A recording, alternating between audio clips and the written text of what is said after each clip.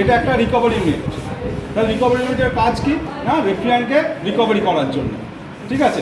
আর এটা কীভাবে কাজ করে সেটা তোমাদেরকে আজকে বোঝাবো, এবং কীভাবে রেফ্রিজারেন্টটা কানেক্ট করা হচ্ছে, অর্থাৎ লিকুইড রেফ্রিজারেন্টটা কীভাবে আমরা কানেক্ট করি সেটা সিলিন্ডারে, সেটা তোমাদেরকে বোঝাবো। তাহলে কীভাবে এটা কাজ করে সেটা তোমাদেরকে আগে বোঝাই। অর্থাৎ যে আমাদের যে এখানে দেখতে পাচ্ছ যে রিকভারি ইউনিটে লেখা আছে কি না R12 আর R134 রেফ্রিজারেন্টকে আমরা রিকভারি করি। অর্থাৎ কোনো একটা R12 মেশিন বা একটা R134 মেশিন যার মধ্যে রেফ্রিজারেন্ট, এই দুটো যে কোনো একটা রেফ্রিজারেন্ট চার্জ করা আছে, তাহলে সেই রেফ্রিজারেন্টটা আমরা যদি গ্লোবাল মানে যদি ওপেন এয়ারে ছেড়ে দিই তাহলে কী হবে, গ্লোবাল ওয়ার্মিং করতে পারে। সেই জন্য আমরা কী করবো না, রিকভারি করবো। তাহলে রিকভারি করতে গেলে তাহলে কী করতে হবে না, ওই যে মেশিনটা আছে তাকে কী করতে হবে না, একটা চার্জিং লাইন দিয়ে পিয়ার্সিং ভাল্ব দিয়ে, যদি সেটা সিল ইউনিট হয়ে থাকে তাহলে পিয়ার্সিং ভাল্ব দিয়ে সেই ইউনিটটার সঙ্গে আমাকে কানেক্ট করতে হবে। অর্থাৎ এইটা হচ্ছে আমার ইনলেট, এর সঙ্গে তাহলে কী হচ্ছে, ওই যে মেশিনটা আছে যার মধ্যে R12 রেফ্রিজারেন্ট চার্জ করা আছে সেটা হচ্ছে এখানে চার্জিং পাইপটা লেগে গেল। আর এইখানে কী হচ্ছে, এটা হচ্ছে আউটলেট, ঠিক আছে। এটার সঙ্গে আমার সিলিন্ডারটা, অর্থাৎ যার মধ্যে লিকুইড রেফ্রিজারেন্টটা আমরা কানেক্ট করবো সেটা এর মধ্যে লেগে গেল। আর এখানে একটা ভাল্ব আছে, নর্মালি এটা ক্লোজ অবস্থায় থাকে, এটাকে আমাকে ওপেন করে দিতে হবে। এটাও এই জায়গাতে ক্লোজ অবস্থায় থাকে, এটাকে ওপেন করে নিতে হবে। তারপরে ভেতরে একটা সিস্টেম আছে যেটা পরে তোমাদেরকে খুলে বোঝাবো সেটা কীভাবে কাজ করছে, সে তখন তোমরা দেখতে পাবে। তো এখন আমরা কি করব, এই সিস্টেমটাকে অন করব। অন করলে কোন কোন সুইচগুলোকে অপারেট করতে হয় সেটাও তোমাদেরকে ব্যাখ্যা করছি। তাহলে সুইচটা অন করি আমরা। তাহলে সুইচটা অন করলাম, এখানে দেখতে পাচ্ছ যে একটা এমসিবি আছে। তাহলে এই এমসিবিটাকে আমাকে কী করতে হচ্ছে, অন করতে হচ্ছে। এখন এমসিবিটা অন করলে তোমরা দেখতে পাচ্ছ এখানে লেখা আছে এমসিবি অন, ফলে কী হচ্ছে, পাওয়ার এর মধ্যে চলে এসছে। এবার এমসিবিটা অন হয়ে গেলে কী হচ্ছে, এখানে একটা টগল সুইচ আছে, এই টগল সুইচটাকে আমাকে কী করতে হচ্ছে, অন করতে হচ্ছে। তাহলে অন করলে কী হচ্ছে, এইখানে একটা এলপি ট্রিপ করা আছে। যেহেতু আমরা রেফ্রিজারেন্টটাকে কী হচ্ছে, এখানে মেশিনটার সঙ্গে কানেক্ট করিনি, ফলে সে জন্য কী হচ্ছে, এলপি থেকে প্রেশারটা যেহেতু পাচ্ছে না, ফলে এলপি যে একটা সেটিং করা আছে সেটাতে কম শো করছে, সেই জন্য এলপিটা শো করছে। যদি আমরা ওই মেশিনের সঙ্গে অর্থাৎ R12 যে রেফ্রিজারেন্ট সিস্টেমটাকে আমরা যদি এর সঙ্গে লাগিয়ে দিই তাহলে কী হচ্ছে, তাহলে এলপিটা কেটে যাবে। তাহলে আমার মেশিনটা তখন রান করার জন্য তৈরি থাকবে। তারপর আমরা কি করব, মেশিনটাকে আমরা এই সুইচটা যখনই অন করেছি মেশিনটা অন হয়ে যাবে। যেহেতু এখন এলপি ট্রিপ দেখাচ্ছে, অর্থাৎ আমার কানেক্ট করা নেই, সেই জন্য আমার এলপিটা ট্রিপ দেখাচ্ছে। আর না হলে এই টগল সুইচটা যখনই আমি অন করে দেবো তখনই মেশিনটা রান করে যাবে। তখন কি হবে, এর ভেতরে যেটা আছে, অর্থাৎ এর ভেতরে আর কিচ্ছু নেই, একটা ভেপার কম্প্রেশন রেফ্রিজারেশন সিস্টেমের একটা পার্ট আছে। অর্থাৎ সেখানে কি আছে না, একটা কম্প্রেসার আছে যে সাক করছে, তারপরে একটা আছে কনডেন্সার যে কি করছে না, কনডেন্সার ওই রেফ্রিজারেন্টটাকে লিকুইডিফাই করছে, তারপরে ড্রায়ারের মাধ্যমে পুরো পিওর লিকুইড রেফ্রিজারেন্টটাকে সিলিন্ডারে কালেক্ট করা হচ্ছে। এইভাবেই সিস্টেমটা কাজ করছে।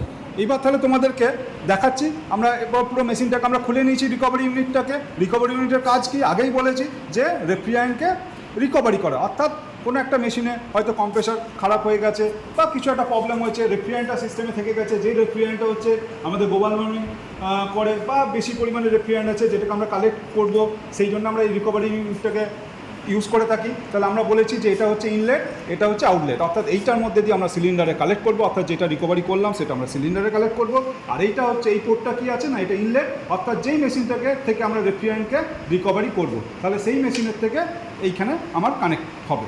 এরপরে আমরা তাহলে এইদিকে যাই, এখান থেকে আমরা দেখি যে কীভাবে রিকভারি ইউনিটটা কাজ করে। এটা একদম সেম একটা রেফ্রিজারেশন সিস্টেম, একটা ভেপার কম্প্রেশন রেফ্রিজারেশন সিস্টেম যেরকম থাকে প্রায় সেরকম। দুটো জিনিস নেই, মেন পার্টস যে দুটো সেটা নেই, একটা হচ্ছে ক্যাপিলারি টিউব নেই, আর একটা হচ্ছে এর মধ্যে ইভাপোরেটর নেই। তাহলে কীভাবে কাজ করছে সেটা আমরা তোমাদেরকে ব্যাখ্যা করি। তাহলে এই লাইনটা হচ্ছে লিকুইড লাইন, তোমাদেরকে লিকুইড বা ভেপার রেফ্রিজারেন্ট যেটা কালেক্ট করছি সেটা এই লাইন দিয়ে করছি, ঠিক আছে। এটা হচ্ছে ইনলেট। তাহলে ইনলেটটা কোথায় আসছে, তাহলে আমরা যদি ভালোভাবে দেখি, দেখো এইখান দিয়ে আসছে, এইখান দিয়ে কোথায় আসছে, এই পাইপ লাইনটা আসছে, এইখান দিয়ে আসছে হচ্ছে একটা অয়েল সেপারেটার আছে। এইটা হচ্ছে একটা অয়েল সেপারেটার। শুধু অয়েল সেপারেটার না, এর মধ্যে লেখা আছে অয়েল সেপারেটার কাম হিট এক্সচেঞ্জার। দেখো এখানে একদম পরিষ্কার করে লেখা আছে অয়েল সেপারেটার কাম হিট এক্সচেঞ্জার। আমি পরে এটা তোমাদেরকে ব্যাখ্যা করব কীভাবে এটা হিট এক্সচেঞ্জ করছে, সেটা পরে ব্যাখ্যা করবো। তাহলে অয়েল সেপারেটার কীভাবে কাজ করছে, এইখান দিয়ে তাহলে ভেপার উইথ লিকুইড মিক্সচার বা শুধু ভেপার থাকতে পারে, যদি লিকুইড রেফ্রিজারেন্ট থাকে বা তার সঙ্গে অয়েল থাকে, সেইটা কি করছে না এর মধ্যে ইনলেট হচ্ছে। তাহলে ভেপার রেফ্রিজারেন্টটা কোথায় বেরিয়ে যাচ্ছে না, এই পোর্টটা দিয়ে, এই পোর্টটা দিয়ে ভেপার রেফ্রিজারেন্টটা চলে আসছে, কোথায় বেরিয়ে আসছে। আর এই পোর্টটা কোথায় যাচ্ছে না, এটা হচ্ছে মেশিন থেকে সাক করছে, ফলে এটা হচ্ছে এবং কম্প্রেসার রান করে গেছে, কম্প্রেসার রান হলে এটা সাকশন সাইড হয়ে যাচ্ছে, তাহলে এটা হচ্ছে এলপি কাট আউট সুইচ। তাহলে একটা নির্দিষ্ট প্রেশার যে সেটিং থাকবে তার থেকে যদি প্রেশার কমে যায় তাহলে এলপি কাট করে যাবে, তাহলে এই পার্টটা একটা আলাদা। তাহলে এই রেফ্রিজারেন্টটা কী হচ্ছে, কম্প্রেসার সাফ করছে, তাহলে লো সাইডের মধ্যে পড়ছে বা সাকশন প্রেশার, তাহলে কম্প্রেসারের এখানে দেখো কম্প্রেসার এটা হচ্ছে সাকশন লাইন। ঠিক আছে, এবার কম্প্রেসার ওই রেফ্রিজারেন্টে কী করছে, ভেপার রেফ্রিজারেন্টে কী করছে না শাক করছে। এখানে আমরা 100% বলতে পারি যে এখানে ভেপার রেফ্রিজারেন্ট আছে। আগে বলছিলাম হয়তো লিকুইড থাকতেও পারে বা স্যাচুরেটেড ভেপার রেফ্রিজারেন্ট থাকতে পারে, কিন্তু এখানে হচ্ছে সুপার হিটেড ভেপার রেফ্রিজারেন্ট আছে। তো পরে আমি ব্যাখ্যা করবো এই হিট এক্সচেঞ্জারের মাধ্যমে যে কীভাবে আমি বলছি সুপার হিটেড আছে। তাহলে এটা হচ্ছে সাকশন লাইন। সাকশন লাইনের পর কী হচ্ছে না কম্প্রেসার এবার কী করছে, তাহলে প্রেশার ডেভেলপ করছে, হাই প্রেশার। এটা হচ্ছে ডিসচার্জ লাইন। তাহলে ডিসচার্জ লাইনে এখানে একটা কানেক্ট করা আছে, এটা চলে যাচ্ছে, এই লাইনটা চলে যাচ্ছে হচ্ছে ডিসচার্জ গেজে, অর্থাৎ আমরা হাই প্রেশার এখানে এই গেজে আমরা দেখতে পাবো। ঠিক আছে, তো আর এই পার্টটা তাহলে চলে আসছে এখান থেকে কী করা আছে, টি কানেক্টর করে এইখানে চলে আসছে কিসে না, এটা একটা হচ্ছে অয়েল সেপারেটার। দেখো এখানে একদম পরিষ্কার করে লেখা আছে অয়েল সেপারেটার। পরে আমি ব্যাখ্যা করব কীভাবে অয়েলটাকে সেপারেট করছে বা কীভাবে আমরা এটা কম্প্রেসারে আবার রিটার্ন করছি। অর্থাৎ এইটা হচ্ছে এই কম্প্রেসার থেকে রেফ্রিজারেন্টের সঙ্গে যে অয়েলটা চলে আসছে সেইটা আবার কম্প্রেসারে কীভাবে রিটার্ন করব এটা লাস্টে ব্যাখ্যা করছি। তাহলে এটা হচ্ছে তোমার ডিসচার্জ লাইন। তাহলে কোথায় ঢুকলো, অয়েল সেপারেটর ঢুকলো। তাহলে অয়েল ফ্রি এখন যে রেফ্রিজারেন্টটা আছে সেটা ভেপার রেফ্রিজারেন্ট, অর্থাৎ সেটা কোথায় আসছে না এটা থ্রু ডিসচার্জ লাইন দিয়ে কোথায় যাচ্ছে না কনডেন্সারে চলে যাচ্ছে। তো কনডেন্সারে যাবার আগে এখানে একটা টি কানেক্টর করে এইচপি কাট আউট সুইচ অর্থাৎ হাই প্রেশার কাট আউট সুইচে রাখা হয়েছে। যদি কোনো কারণবশত হেড প্রেশার বেড়ে যায় তাহলে এইচপি থেকে এটা ট্রিপ করবে।